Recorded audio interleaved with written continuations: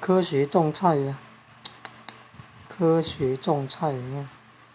很营养益，学问那么多。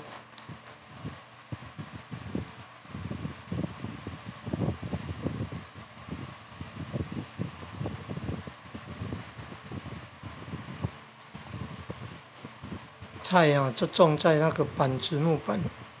的孔里面，六面木板，那上面那喷水喷营养液，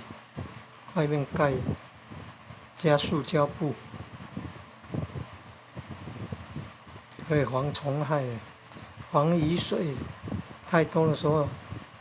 叶面上会有一层薄膜，造成那个叶子会烂掉。还有光感应器，还有那个什么